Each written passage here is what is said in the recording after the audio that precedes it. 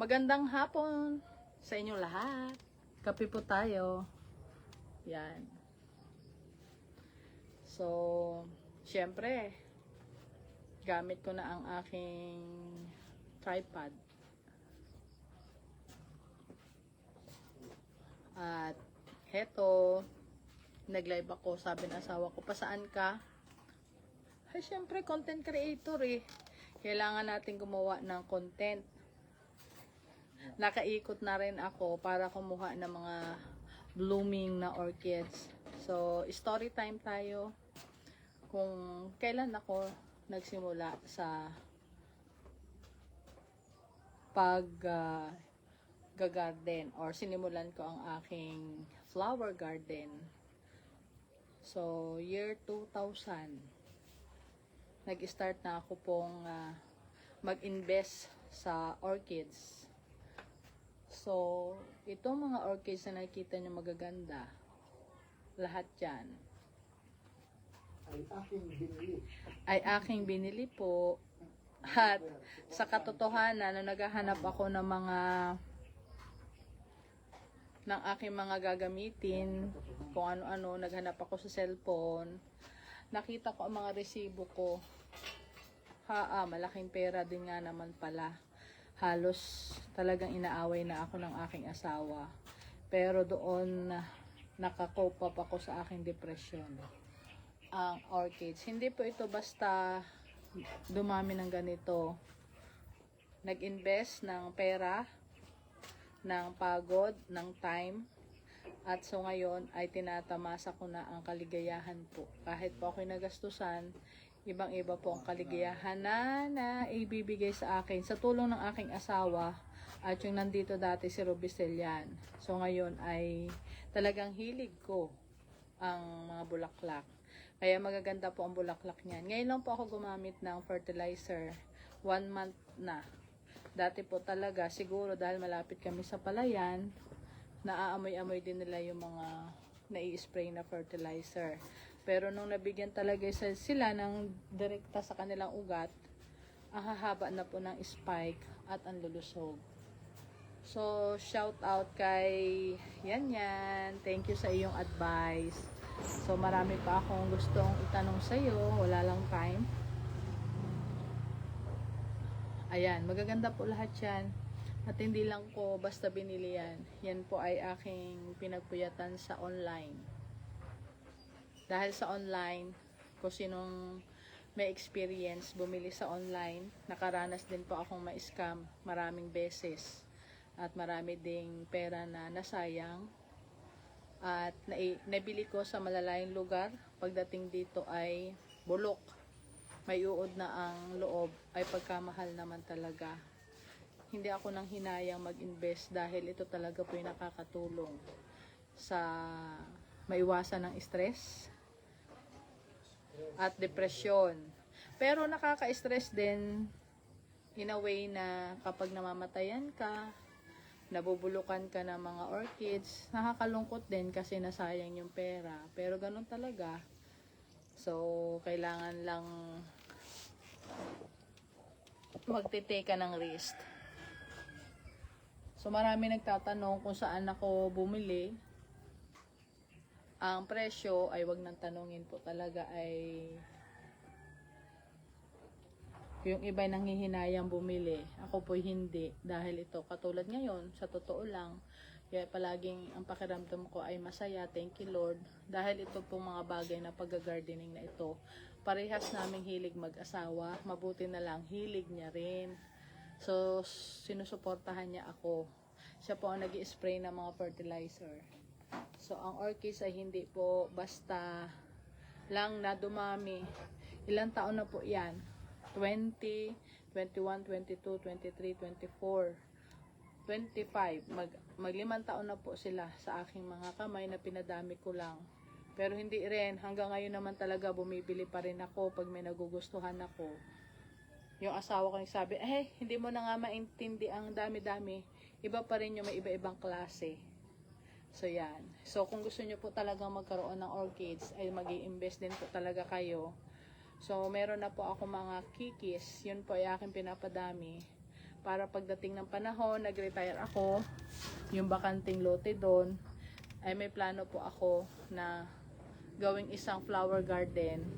At kung sino ang napapaibig, pwedeng bumisita at mag-avail. So yan, syempre para makabawi ka din sa mga ginastos. Yun naman yung totoo talaga. Yung mga ground orchids ko, bago ko napaganda yan, 2 taong nagtapo yan. Marami kong namatay, katulad ko ng Cattleya, pagkamahal. Siguro, alam nyo na, no, mga mahilig sa orchids, ang Cattleya, patay. Ang pulse, nandito sa likod, marami akong pulse. Hindi ko pa napiplex kasi ang bagal lang kanilang paglaki kasi nga napabayanan ko. Ang pagkakaroon ng isang flower garden po ay may dedication ka rin silang laging kausapin, alagaan, diligan. Hindi lang basta bibili ka or kung sino man nagbigay sa inyo. Halimbawa lang. Ako nga, pag pumupunta ako sa ibang may garden, natingin lang ako. Pero pag sinabi ko makikibahagi ako, sabihin, magbabayad ako. Bibigyan naman ako, may bahagi. Magbabahagi. So, ganun. Kaya yun, meron akong hinihintay ngayon yung mukara na kulay pula.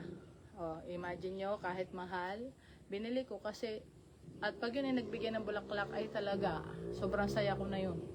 Kape po tayo. Alam nyo, ang buhay ay kailangan mag-enjoy lang tayo. Katulad ng pagla-live, kahit walang nanonood. Nagla-live ako kasi masaya ako. Oh, yan.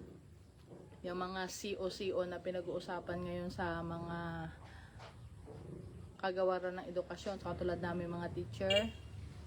Wala lang. Huwag tayo magpa-stress dun. Kasi, oh, may delivery. Dati, delivery. Ako, delivery dati doon. Parcel sa LBC Orchids. 160 po. Siya ang mahilig mag-order. Ako wala. Wala akong ano eh. Ang sarap talaga ng kape. So, ngayon kinahihiligan ko naman pong mag-collect ng mga cups para sa aking content. Yan. 'Di ba sabi nga, wala na masyadong earnings dito sa ating pagko-content. Hindi ko na tinitingnan yon. Sa akin ay na-express ko kung ano mga hilig ko, na-share ko kung ano yung mga nasa paligid, kung may nakakagusto sa aking content. Maraming salamat po sa inyong suporta talaga sa mga star senders ko. Maraming salamat. At sa mga kapwa content creator ko na palagi sumusuporta sa aking comment section. Maraming salamat po. Kung hindi naman po ako palagi nakakabakas or bisita, binabalikan ko po yan kapag may time ako. Yan. Dito ka, Mr. Yap, patingin na yung delivery. So,